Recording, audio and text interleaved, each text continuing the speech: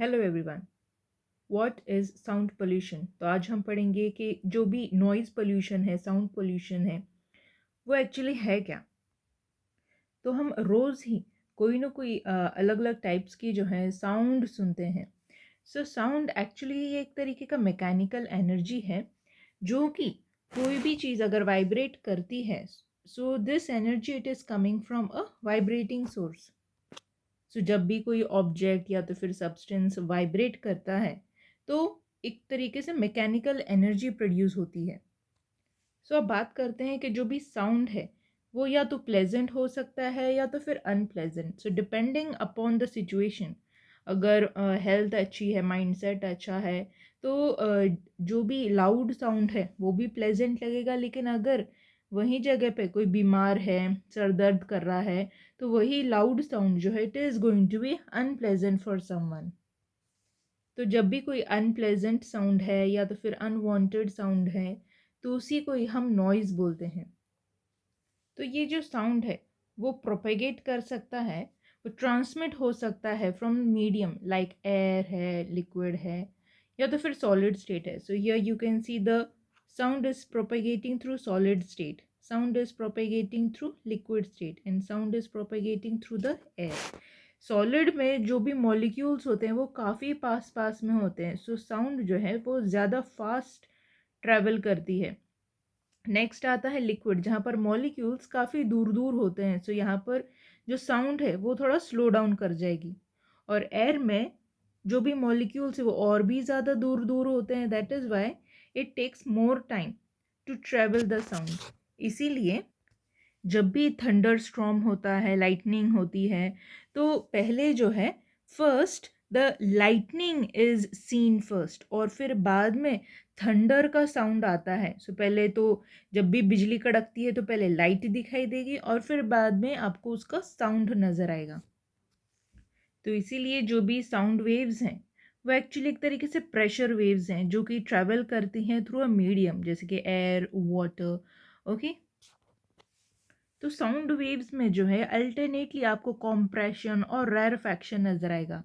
सो compression ये एक ऐसे रीजन्स हैं जहाँ पर हाई एयर प्रेशर प्रेजेंट है, और जो रेरफैक्शन है यहाँ पर ये ऐसे रीजन्स हैं जहाँ पर लो एयर प्रेशर प्रेजेंट है। सो जैसे ही जब भी ऑब्जेक्ट वाइब्रेट करता है it moves back and forth. So इस तरीके से एक क्रिएट होता है series of compression and rarefaction in the air which makes the sound waves. So जितने बार भी कॉम्प्रेशन और रेरफैक्शन देखने मिलता है मॉलिक्यूल्स में ऑफ द मीडियम, तो इसी यूनिट टाइम को डिस्क्राइब किया गया है एज फ्रीक्वेंसी, जिसको एक्सप्रेस किया जाता है in hertz and is equal to the number of cycle per seconds.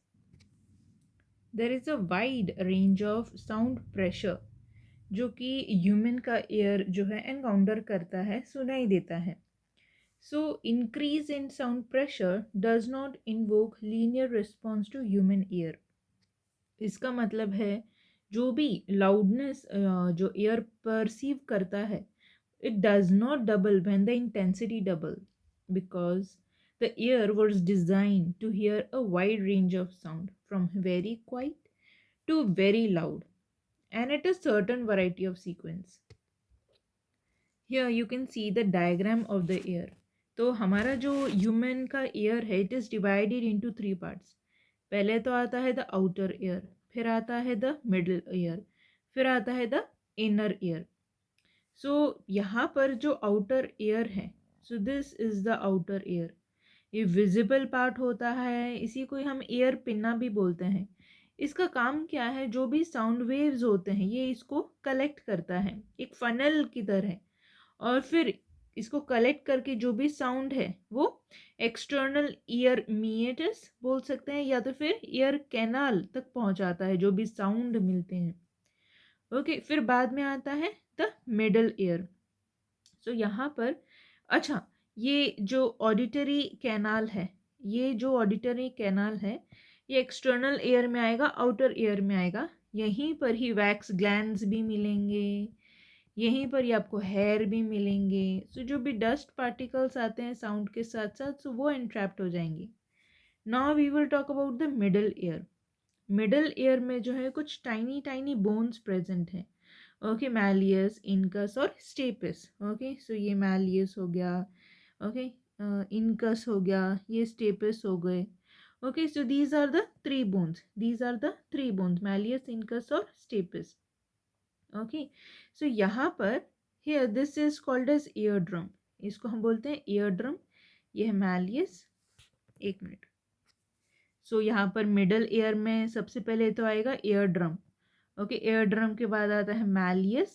Okay, फिर बाद में इनकस, और फिर बाद में आती है तीसरी bone, that is the stapes. Okay, so जैसे जितनी ज़्यादा साउंड की वाइब्रेशंस होंगी उतना ज़्यादा ईयर ड्रम जो है वो वाइब्रेट करता है, और उसी के टच में होता है मैलियस, इनकस और स्टेपिस।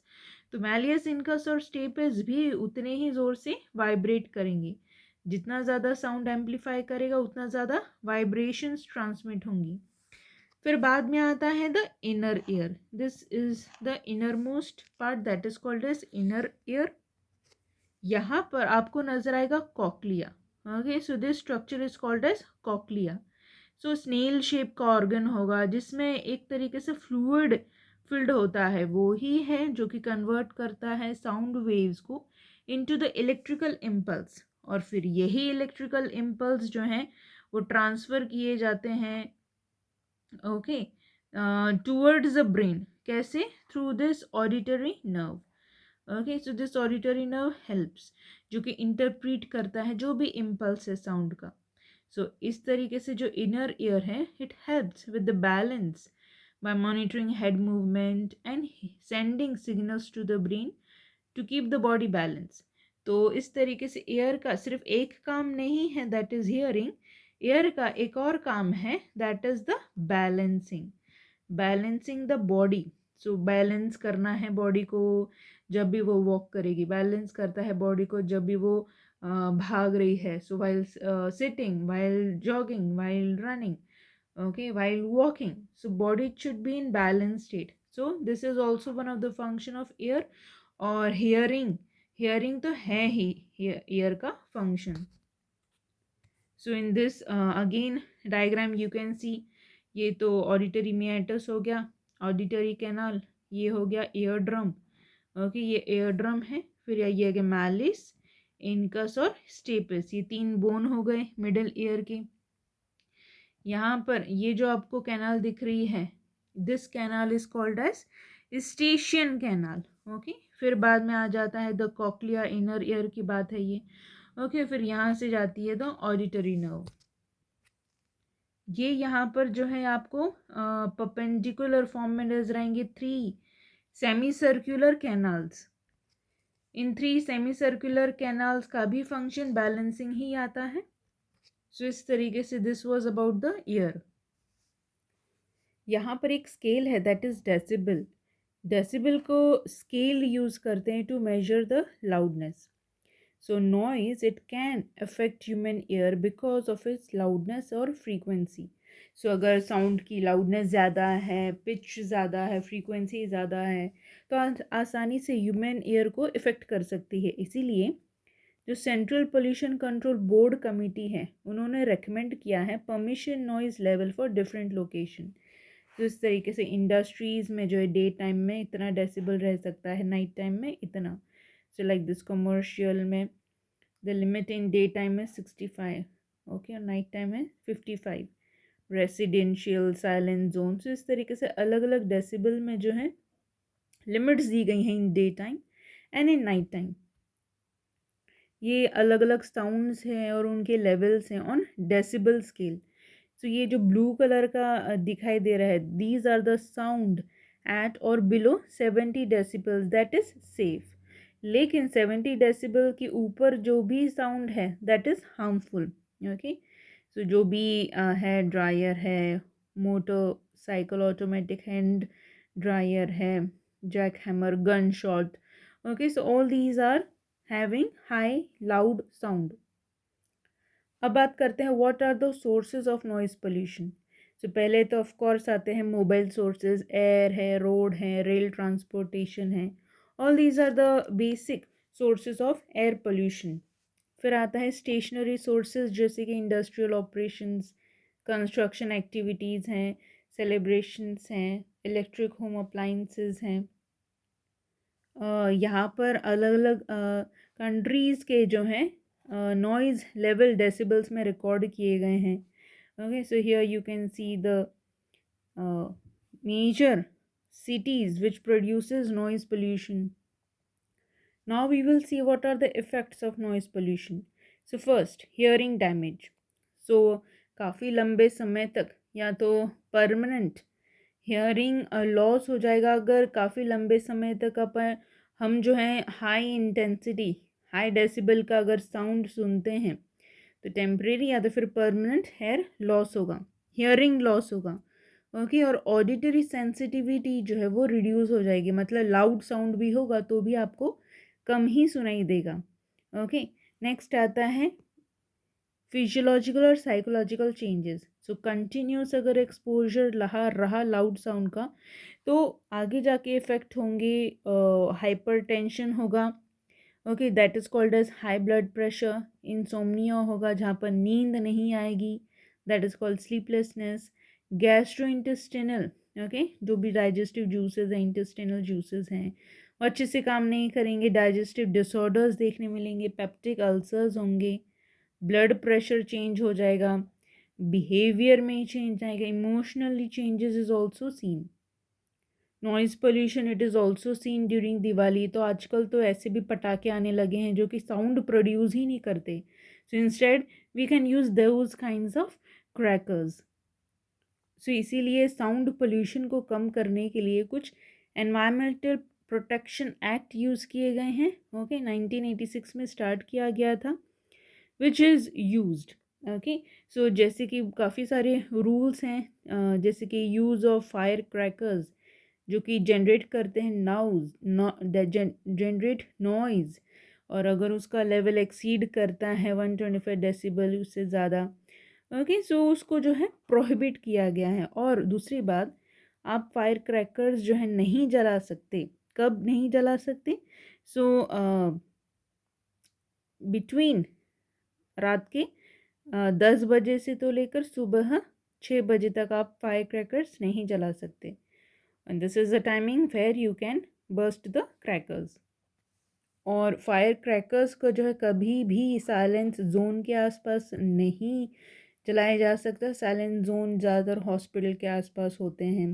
ओके, सो साइलेंस जोन ये एक ऐसे एरिया है जहाँ पर 100 मीटर के आसपास जो है किसी भी तरीके का साउंड जो है प्रोड्यूस नहीं किया जा सकता, जिसके हॉस्पिटल्स हैं, काफ़ी एजुकेशनल इंस्टीट्यूट्स हैं, कोर्ट्स हैं, रिलीजियस प्लेसेस हैं। ओके, और इसीलिए काफ़ी सारे स्टेट एजुकेशनल रिसोर्स सेंटर्स हैं। ओके, सो जो कि ये ऐसी टेरिटरीज़ हैं जो कि अप्रोप्रिएट स्टेप्स लेते हैं और एजुकेट करते हैं स्टूडेंट्स को, बताने के लिए कि there is ill effects of this noise pollution. Okay, तो अब बात करते हैं how can we control noise pollution. So noise pollution produce होता है हैवी व्हीकल से, स्पेशली ऐसे व्हीकल जो कि ओल्ड हैं, तो उसको अलाउ नहीं किया जा सकता। It should not be allowed specially in the populated area. और काफ़ी सारी मशीन्स हैं जो कि साउंड प्रोड्यूस करती हैं, स्पेशली पुराने वाली। Okay, so those sound absorbing systems we can use it. और ऐसी जो पुरानी मशीन हैं जो कि नॉइज़ करती हैं, सो प्रॉपर ऑयलिंग अगर किया जाए तो रिड्यूस हो सकता है noise. Okay, sound absorbing silencers use किए जा सकते हैं। और दूसरा बहुत ही इम्पॉर्टेंट चीज़, plant more and more trees, ऐसे प्लांट्स जिसमें लीव्स ब्रॉडर होती हैं। ओके, और नेक्स्ट लास्ट इज एक law says that legislation can ensure that sound production is minimized at various social functions, or unnecessary horn blowing should be restricted, especially in the vehicle congested areas. So अगर कहीं traffic है तो unnecessary horn ना बजाएं। Okay, और social functions हैं तो फिर साउंड वहाँ पर ज़्यादा प्रोड्यूस ना हो, मिनिमम हो। So these are some of the control measures which we can follow so that the noise pollution it can be controlled.